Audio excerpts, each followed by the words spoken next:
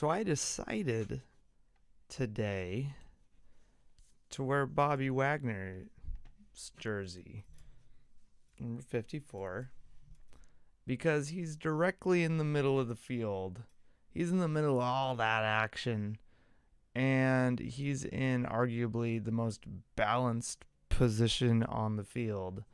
And in this game in particular, I kind of have a feeling that the most balanced team is the team that's going to win the football game. You can say, well, Stafford is hurt. And the Rams fans or the Rams pundits are saying, well, the Sean McVay era Rams always win after a bye. And they always win week 1. And then the Seahawks fans can say, well, Sean McVay always kicks our ass. So it doesn't really matter what we do. And then some people can say, well, last time our offense wasn't healthy. We weren't running the ball, and Charbonnet looks amazing right now. Aaron Donald's probably turning the corner. Our defense looks amazing right now. If we can just tighten some things up, right? Sam Howell probably got a little lucky on some of those throws.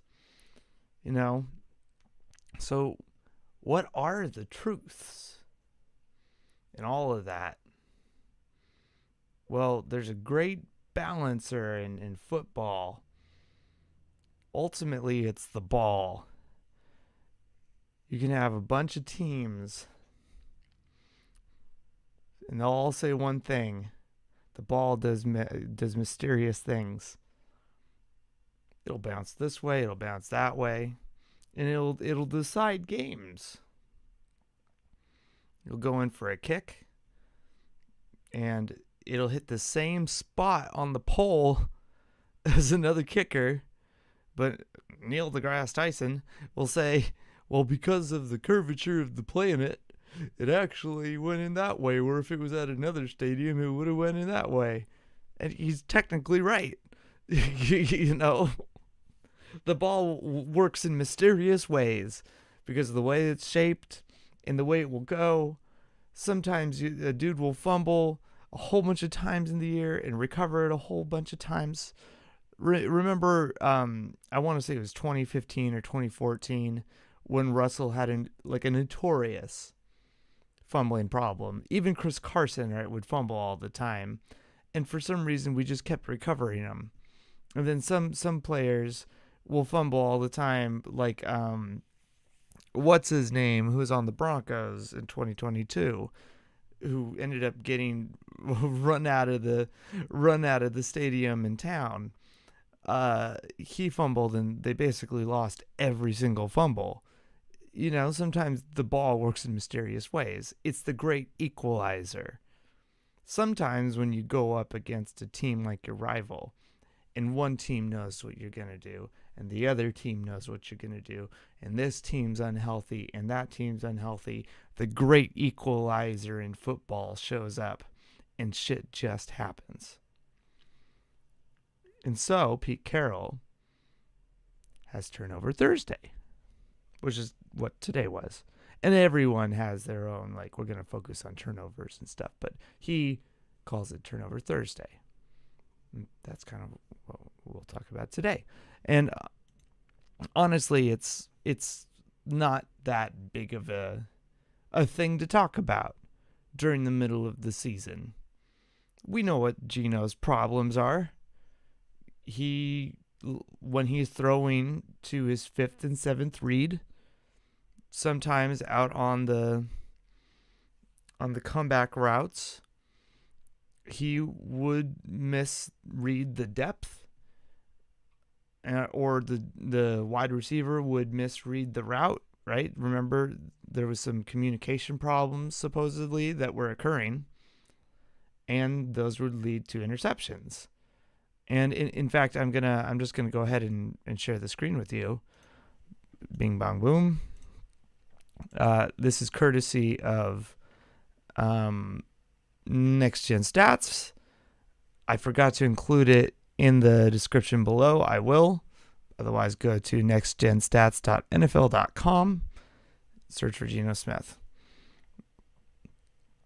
But a lot of his interceptions are on the left side, the blind side, right? The side that's hard to see. In fact, let's go ahead and count them right now. He has 9 interceptions, I believe, on the season. Let me. He has 11 interceptions on the season. My goodness Lord! But let's count them. 1, 2, 3, 4, 5. Where's the?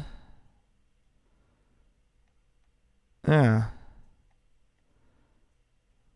6, 7. Where's the others? I feel like it's not including them all. 1, 2, 3, 4, 5, 6, 7. Okay, now I'm confused. What's going on, Pro Football Reference?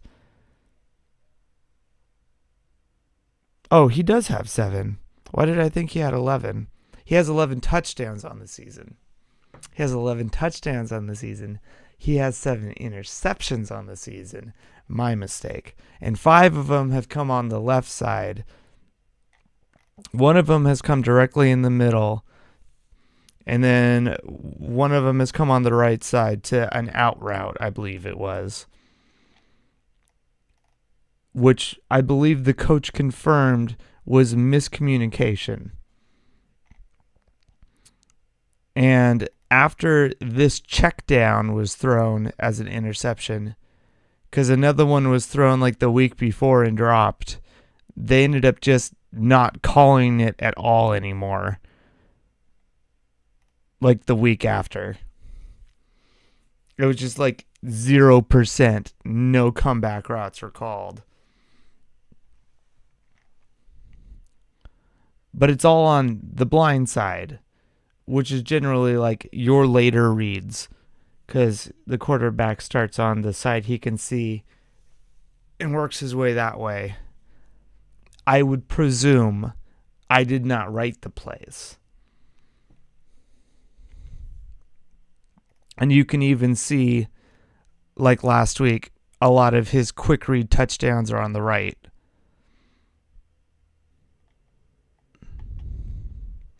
First read, second read. The deeper you go, the more likelihood that it's... Yeah. All these... What I really find interesting about this last game, actually, is all these targets. Short left to set up these touchdowns on the right. I would presume... I don't know. I find that really interesting. I guess technically this one went off on the field for 66 yards. So, you know, but still, it was a game designed for all these short dunks. And if you look at all these white incompletions down the field, it's just, I love these charts because you can see exactly where he's hitting. He's getting explosives, these 15-plussers. Not many. And I don't consider yards after the catch to be quarterback explosives. That's up to the skill player. So these are it's just a lot of short stuff on the left. These are all JSN's targets and things like that, right? Just I know, I'm sorry. This was supposed to be at turnovers. I got distracted. It's just cool to see because that was the first week. This is the last week we played, and then this is the first week we played versus the Rams. Not a lot of attempts, and it's really short. nothing in the 20-yard range. We got this one pass up there, a couple of attempts past the 20s, but otherwise everything is just crazy short. Almost like scary short. Like within 7 yards, and that's it, Geno. We were not chucking the ball downfield with Geno Smith at all in week 1 versus the Rams. And so it was like, what the fuck happened that week? Even Pete Carroll in week 1 was saying like he didn't understand what happened the second half of that game, where he felt like we kind of faded. And he's maintained this pattern of kind of throwing to the left side of the field. So I wanna talk about some tendencies that Pete Carroll has had facing Sean McVay, or more specifically, tendencies that that Sean McVay has had in his career. I was listening to what is the exact name of the show?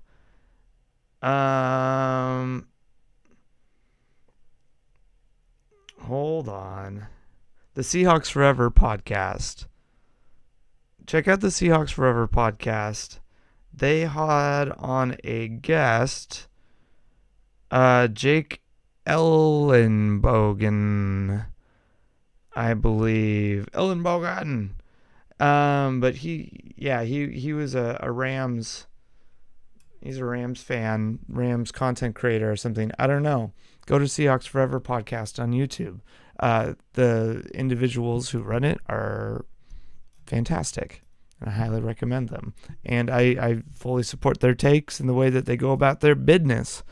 But what he was saying was that he would always put he didn't say this specifically, but he would always put money.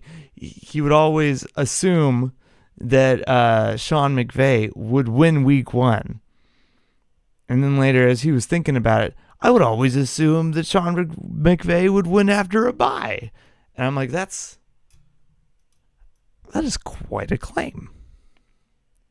And then as I started to think about it, Seahawks fans kind of have this like depressed feeling during the bye, like, yeah, but our players kind of come out of a bye a little unprepared sometimes, and we have a habit of losing, and a lot of times our players come into week 1 a little unprepared.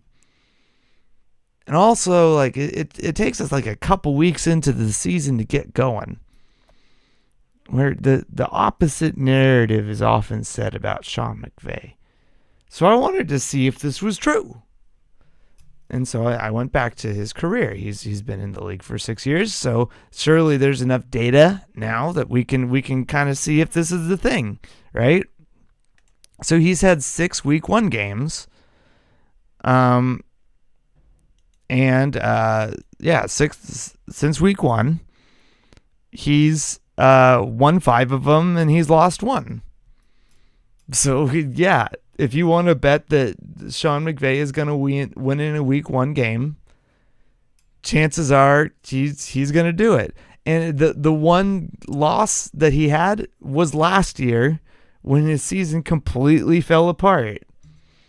So if you were to bet it after they win a Super Bowl, I guess don't do it after he reaches the pinnacle of success.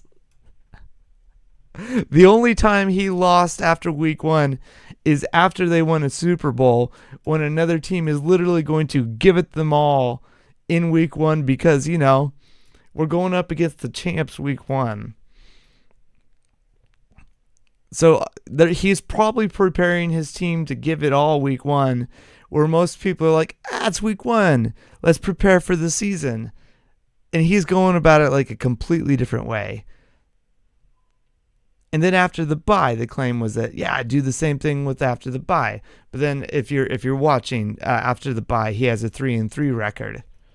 So it's even. And I did, to my disbelief, I can't believe I didn't check. I don't feel like going and checking Pete Carroll's entire NFL career record after the bye. If you would feel like to do that, I suggest you go to Pro Football Reference. I would have done that before. I don't know why I didn't think to do that. I'm not going to do it now because we just don't have the time for me to do basic math as my page loads over and over and over again. I know it's not the 90s. We don't have dial-up, but you have other things to do. I have other things to do. Let's ramble on. So here we go. One of these wins that he has in week 1 was against us. Was this year. And then he also beat us after a bye week in 2020. And it was Seahawks at LA. So we were going to LA like we are this week. And they beat us 23-16. They also, the Rams, they lost to the 49ers last year. And then they've never played the Cardinals after a bye week. I just decided to check since they've played the Seahawks and the Rams, and then they're playing us again. Have they ever played the Cardinals? No. So, yeah. Back to turnovers. That's just to discuss, tendencies about Pete Carroll and about Sean McVay. Like, it seems like don't play him week 1. After the bye, does he have an advantage this week? It doesn't look like it. I mean, sure, his quarterback gets to rest, but if you're like, yeah, he's going to get his team all hyped up like week 1, watch out, Seahawks. It doesn't look like that's going to be a problem, except in 2020, we went into their house and they beat us, but they had a really good team that year. And, well, we had, Russell Wilson throwing posts to DK Metcalf and Lockett all year because defenses didn't have a chance to practice that year because of COVID. Take what you want. Okay, I'm going back to this screen. So you can see my beautiful ugly mug. Turnovers. So, as we established, I had that stat wrong. Gino does not have 11 interceptions. He has 11 touchdowns, and he has 7 interceptions in 9 games. And people are saying with 7 interceptions in 9 games that this man needs to be benched. He is utter trash. He's also lost 2 fumbles. He's fumbled 3 times, but he's lost 2 of them. But in 9 games, he should be fumbled for 7 interceptions. Well, let's look at Matthew Stafford. How many interceptions would you say Matthew Stafford has thrown this year? Considering Matthew Stafford is a better quarterback than Geno Smith. Super Bowl winning quarterback, number 1 overall pick, led the Lions forever, right? Big trade. Jared Goff was used as trade capital. He was used as trade capital. A number 1 overall pick that was paid handsomely was used as trade capital to get Matthew Stafford, who is better, who was then paid and won a Super Bowl. How many interceptions do you think he has this year? Because Geno Smith, everyone is saying, needs to be benched for throwing 7. Well, Matthew Stafford has also thrown 7 interceptions this year, although he's lost 0 fumbles. But he's thrown 7 interceptions in 8 games. And let me continue. How many touchdowns do you think this gentleman has thrown this year? In his 8 games Well, he's thrown 8 touchdowns in his 8 games with Puka Nacua, who's supposedly the offensive rookie of the year, except for Stroud being there. And with Cooper Kupp and with Williams, who unfortunately is now injured, and with Atwell and with Higbee and with McVay, with this great offensive mind. And of course, it's Matthew Stafford, who's the better quarterback. So you're telling me that you would rather have Matthew Stafford than Geno Smith? We have to bench Geno Smith. He's having a terrible season because in his 9 games, he's had 11 touchdowns and 7 interceptions and 2 fumbles. But Matthew Stafford has had, in 8 games, 8 touchdowns and 7 interceptions. By golly gee, I wish we had someone like Matthew Stafford. Make it make sense. I can already hear the comments of, well, he's injured. We're not talking about injury. We're talking about performance on the field. Because this Matthew Stafford is by far a better player than Drew Lock would be. No offense. We've already seen based off of resume. So if you want to bench Geno Smith, you're trying to bench somebody for somebody who has worse tape than our rival that's coming in. So if you want to go into this game with the right quarterback, Geno Smith is already the better quarterback on tape. Matthew Stafford has a 59.7 completion percentage on the season. He's having a good year.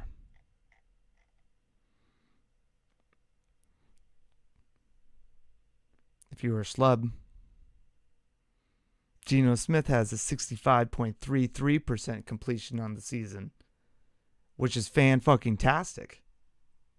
Especially when you consider that 70%, which is about where he was at last year, is elite. He's doing really well, and when it comes to completion percentage, Matthew Stafford is kissing 60%.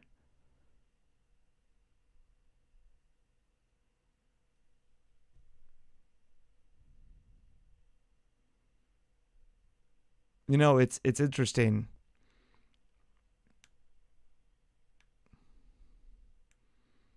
The Rams have a habit of running out the clock.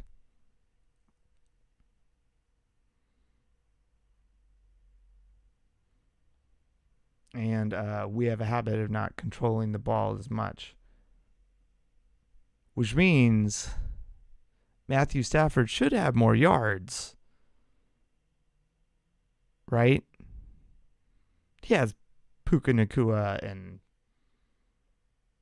company, and our offense has been stalling. We haven't been getting anything done. DK's been being wasted.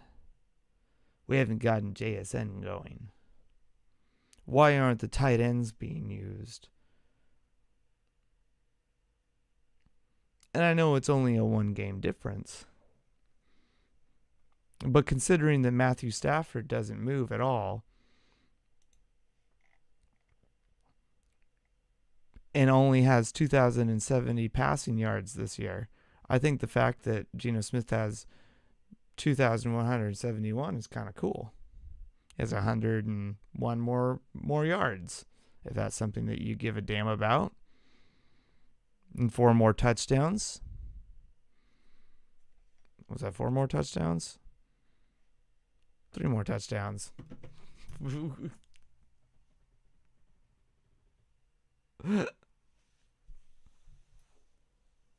I'm trying to tilt. I'm trying to put you guys at ease into this game. I'm trying to make you be like, wait, hold on now. Who has the better defensive backfield? Can you name a Rams defender right now? I don't know if you can. I don't know if I can.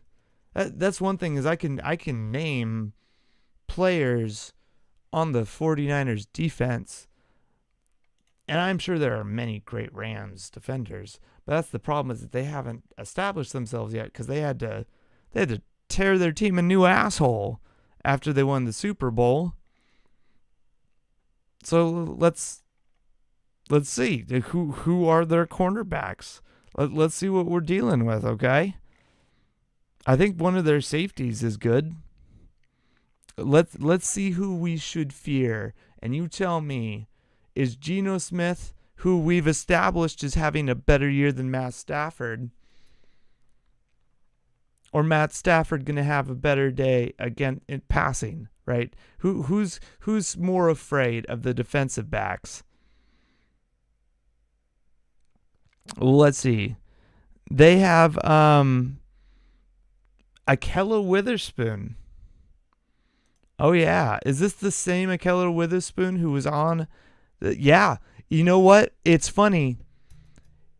He's the same Ahkello Witherspoon who hasn't been on our team in years. And they're still using his picture in the database as being on our roster.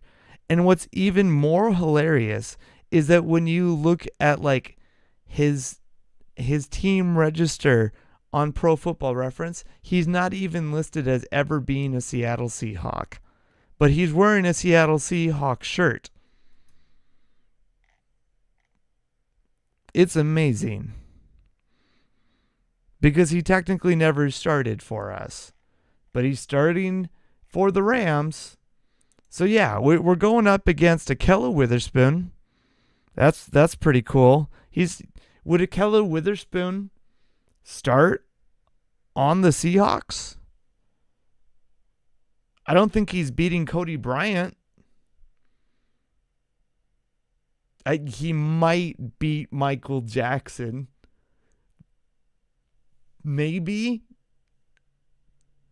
But he's definitely not beating Trey Brown or Witherspoon.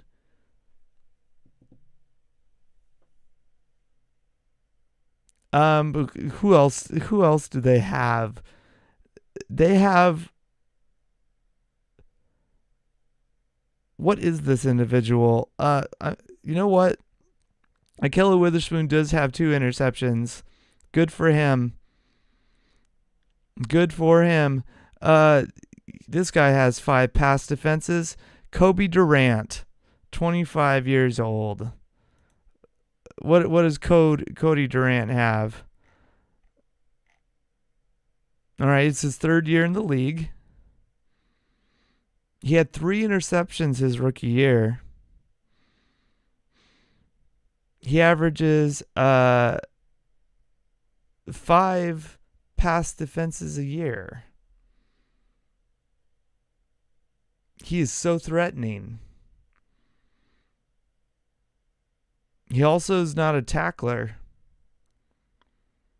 Oh yeah, he's terrifying. Oh yeah, he's gonna absolutely shut us down. This Cody Durant kid. Oh yeah, I don't know what we're gonna do when we play this Cody Durant kid, or this Quentin Lake kid, who's had 3 passes defense this year. Or this is also his 2nd year in the league.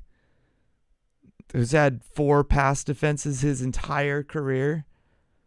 Who also doesn't tackle. Yeah.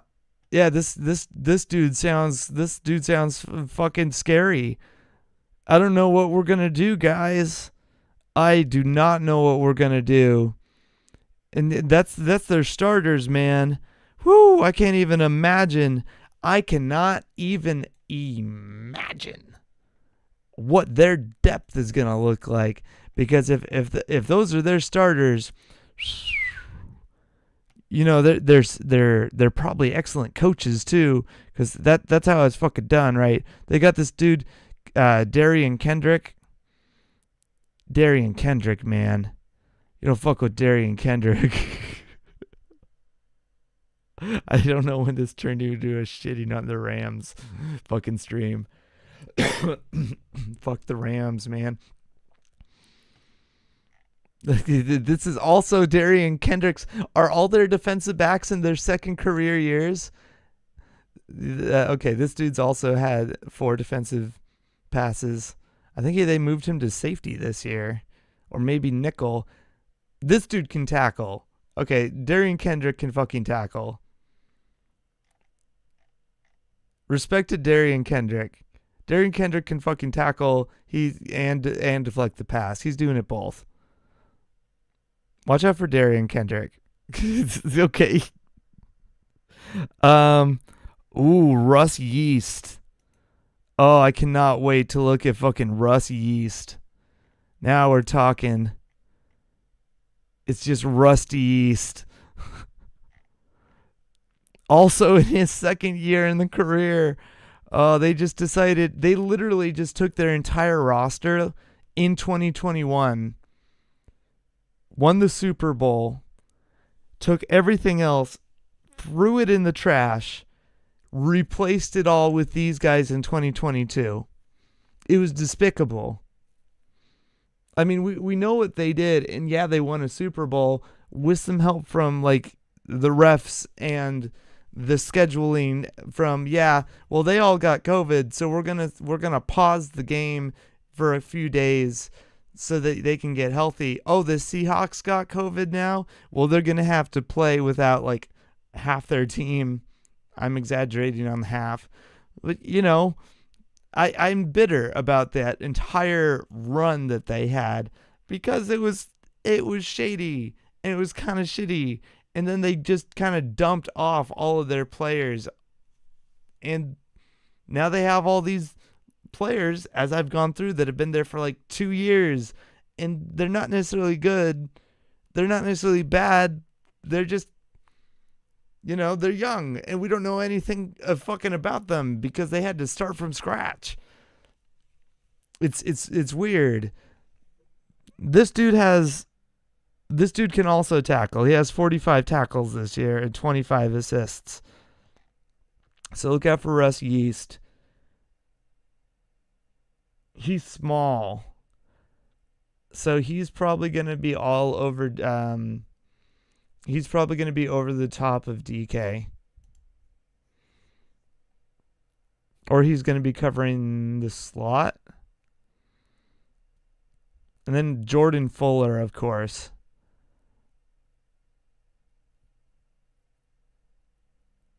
Jordan Fuller has 58 tackles and 32 solo. Yeah, this dude's that dude. Respect to Jordan Fuller.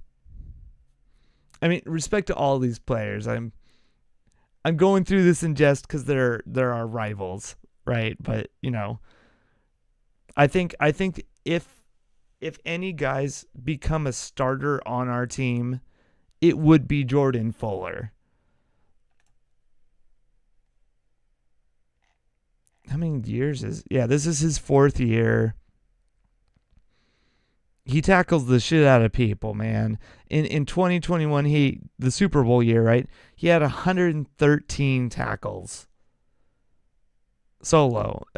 63 solo, 113 combined. He was a tackling fucking freak. Beautiful to see from a cornerback. A strong safety at the time. But he would be replacing Julian Love, and it would be beautiful. He would be a starter on our team. So Jordan Fuller's he's that fucking dude. And if you're wanting to talk about like replacing somebody like Diggs, that's a conversation to have if he hits the open market. Not that I have a problem with Diggs. I'm just saying if you want to start to talk about potential players, somebody like a Jordan Fuller, that's it, right? So if you want to talk about like players on the team, and if you look, he has 3 forced fumbles on the season. He's going to punch the ball out. He has an interception, tackles for loss. He's all over the field. Jordan Fuller is a great player. He's who you should fear for this upcoming game, especially if we are going to be running the ball. And if Geno Smith is going to be throwing these, as I've described, these balls to the flats, he's going to be the guy that's going to be absorbing that. A lot of what the Rams do, we do, especially it's a mirror, right? Everything's a copycat league because it's been done before for the most part. And if it hasn't been done before, it's because, well, it makes sense. We just have never really had a reason to do it before, right? Or they've innovated on this thing. So, Pete Carroll is now spreading out his offense, which means defenses are now spreading out against him. And so we're going up against a defense that is spread out in the Rams. And so if we are going to attack them with a spread run, then their defensive back Fuller is going to attack our running back, which is kind of what his job is in anything. He is going to attack Fant. He is going to attack Parkinson, right? That is his job. He's going to try to block tackles against JSN if JSN is on the right side. On the other side, I think that's probably going to be Yeast or the offensive linebacker. Don't expect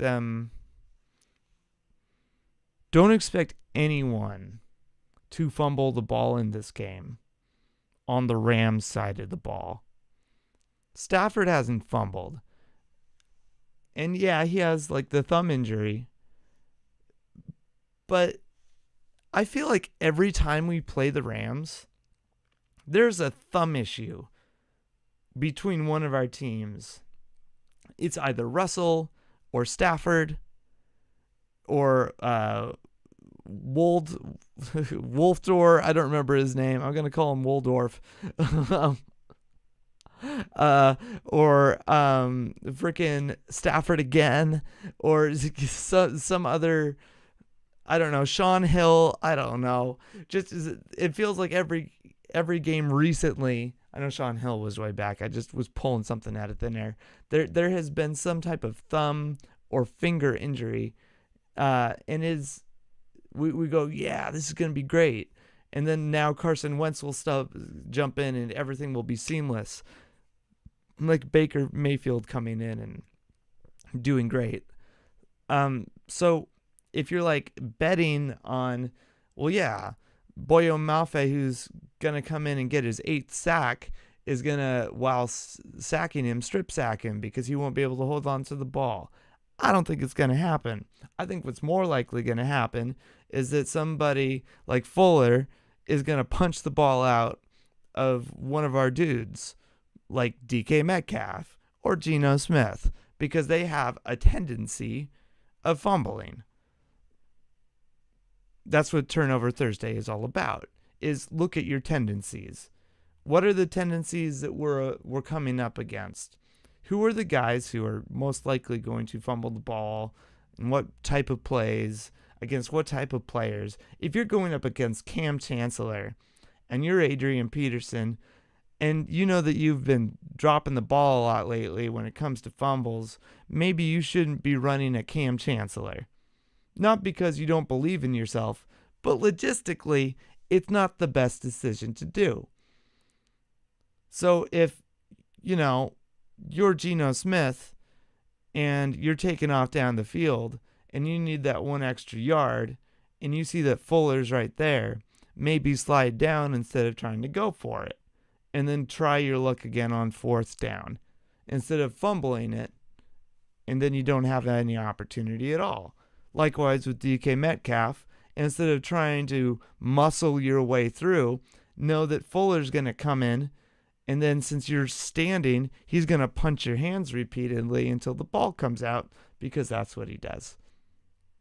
It's things to be aware of.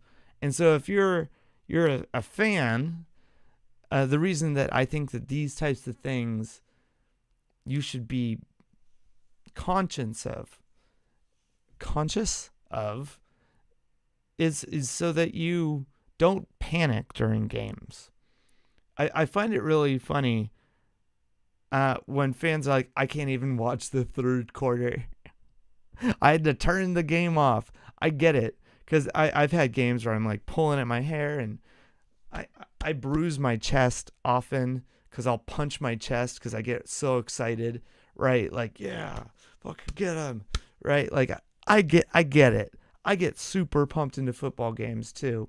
But what I've learned really helps me is to understand the tendencies of what's occurring. And the key word is to understand, not overstand. Clearly, we're not in the shoes of the players. We're not the coaches. We're not there capable of teaching. And if we are a coach, or like Maddie, he coaches football. So he is capable of understanding what is on. He's capable of teaching to us. But I am not a coach. I can understand what Maddie is telling me, Maddie F. Brown from Seattle Overload. I can understand what Pete Carroll can tell me. I can understand what KJ Wright will tell me on his show. But ultimately, on game day, I'm an observer. And there's no reason to get freaked out over things that I don't understand. But it's a lot of fun to get freaked out over things that I do understand. Because then I can be like, man, fuck. I have been saying that Geno Smith shouldn't be throwing comeback routes.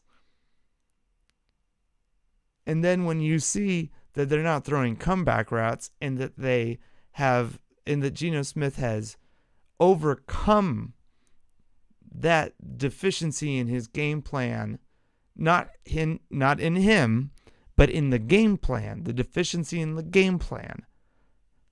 See?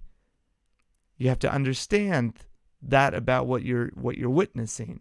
Because if you didn't know, hey, Geno Smith can throw a comeback route, but there's a deficiency in the game plan that is stopping him from throwing that route, which is leading to interceptions, then you're not foaming at the mouth the whole game going, well, fuck Geno Smith. Instead, you're going, oh, well, we need to quit calling that route. Or you're getting beaten on that route because the safety is like Ed Reed and tricking him. And then you could be like, that was a hell of a play by the safety. So many times I can see Seahawks Twitter is furious, and I'm like, you know what? That was a really good throw by Sam Howell. Oh my God. Like you get impressed by certain things, and it adds like an extra level of joy. So I would encourage you to, like, when you think about turnovers and you think about the ball, don't just think about, the perfection that you imagine in your head. Because have you ever seen a football? If you want perfection, watch baseball. It's a perfect, cylinder, perfectly round, and then it's got the nice little, knit into it. It's when it bounces, it's gonna bounce a specific way. When it hits the sand, it's gonna hit the sand a specific way. You always know, for the most part, what to expect. In football, you never know what to expect, and then it causes people to lose their minds over things that are pretty self-explanatory. So, just go into this game knowing that if we get some fumbles against us, we can overcome them. But also, there's no such thing as an accident. When it comes to fumbling, but there's no helping a fumble recovery. So like Geno has fumbled 3 times. That's no such thing as an accident. But where the ball bounces, you can't help that. So if you see the ball bouncing all over the place and we don't recover it, just breathe. If he fumbles, though, because a player comes in and makes an awesome play, it's not his fault. Now, if he fumbles because he's being an idiot, and I use that term brashly, then you could be mad. But let's make sure that we judge the players fairly, because they're trying to win football games for their own success, and we happen to be entertained by it. At any rate, these streams are getting shorter and shorter. It's interesting. I think it's because it's Rams week. And it's interesting, other than when they had their super team, they're one of those franchises that there's not really a lot to talk about. It's kind of always been that way. I tried my best to get a hold of some Ram fan to interview this week, because I felt like, it's a rival game, and I'd like to interview a Ram fan. And I kind of got the response I expected, which was, I was reaching out to the ones that wouldn't stop talking about them during the Super Bowl run, and the ones that were braggadocious and the loudest. And when I asked them, hey, would you be willing to be interviewed? They said, well, I don't really watch the Rams anymore. You see, they got bored. This is kind of the trend with a lot of just the vibes around the Rams, and it's a shame because they got a cool team, but it's hard to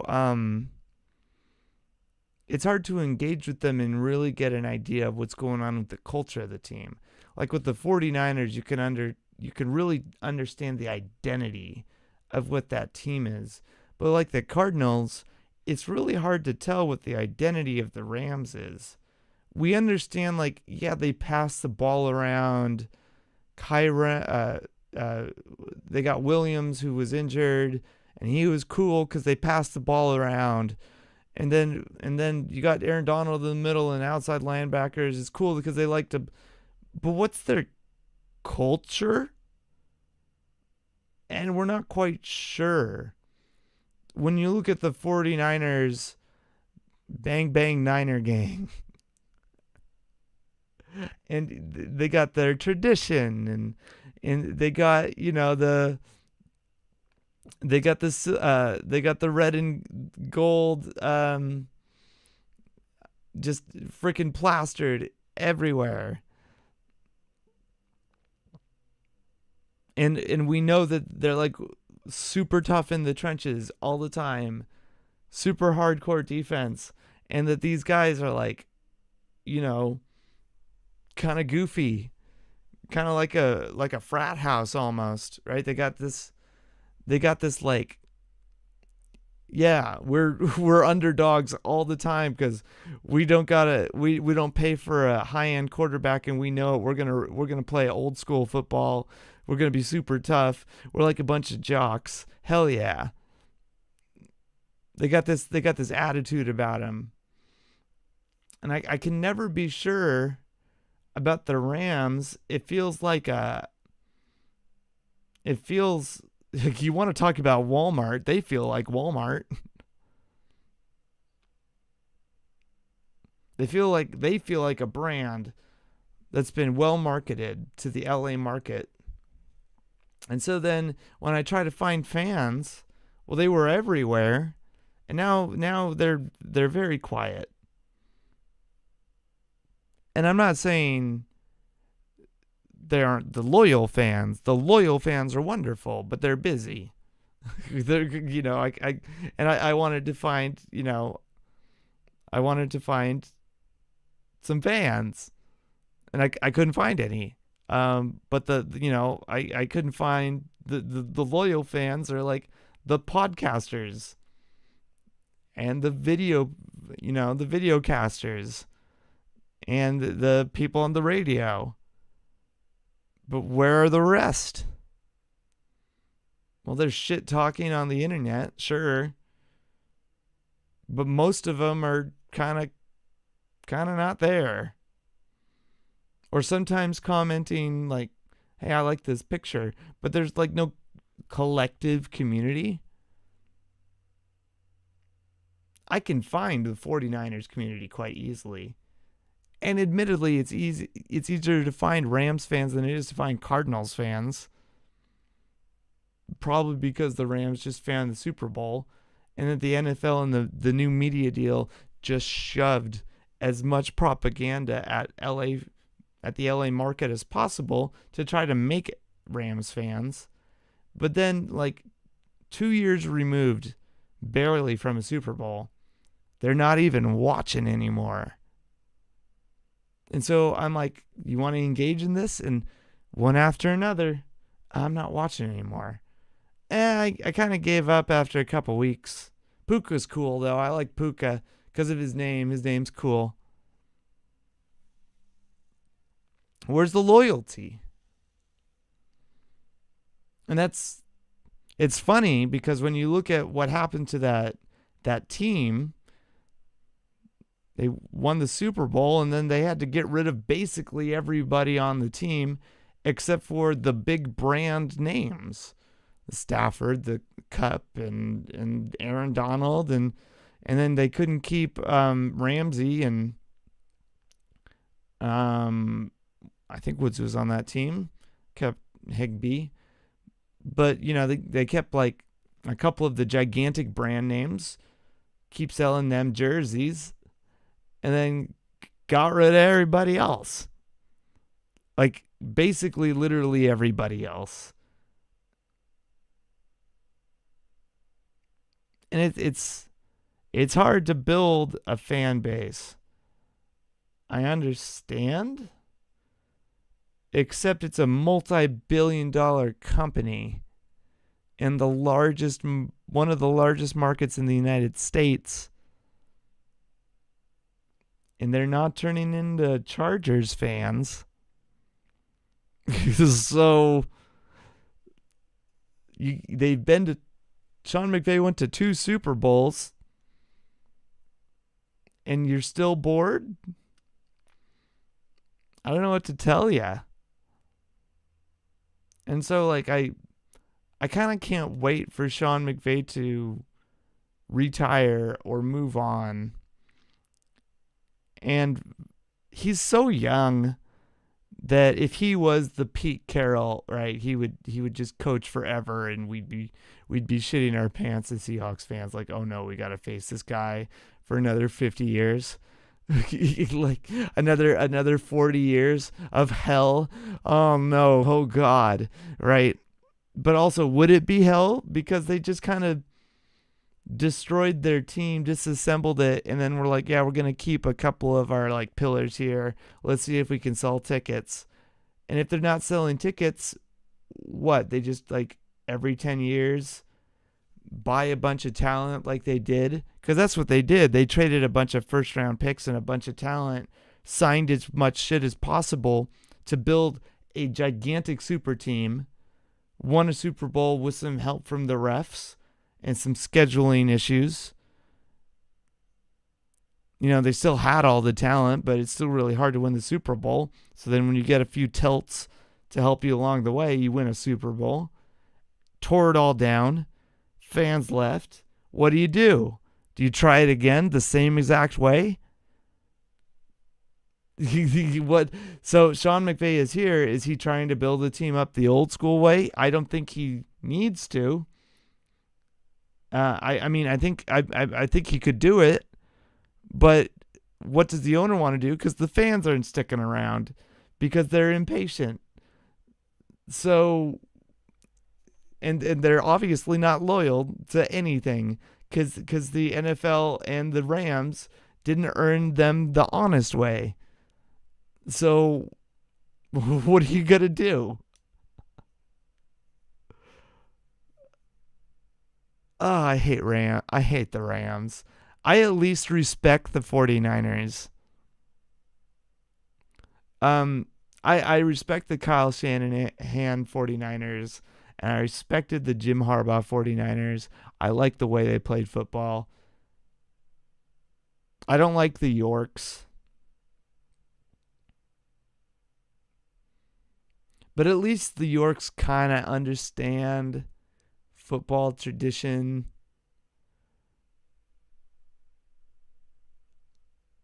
And like the way to honor the fans and keep the fans involved. And like, man, these fans fucking bailed on us. Well, we'll bring in a dude that's all about culture and stuff. And say what you will about Kyle Shanahan, the way that his team performs and behaves really brings in fans and makes them want to stick around and keep watching.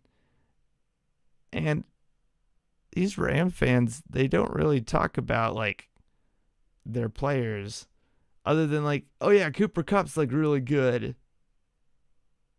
Maybe it's because they're young fans and they have no culture yet. I don't know.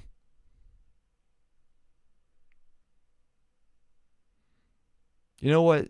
Turnover Thursday is dedicated to the Rams franchise. Turn around. Get cultured, right? Fuck. All right. I don't know when this turned into a fuck the Rams rant. I'm going to get out of here. I really want to watch this Ravens-Bengals game. The Ravens are my AFC team. Go Seahawks. Go Ravens. Like and subscribe. I will catch you later. My goodness.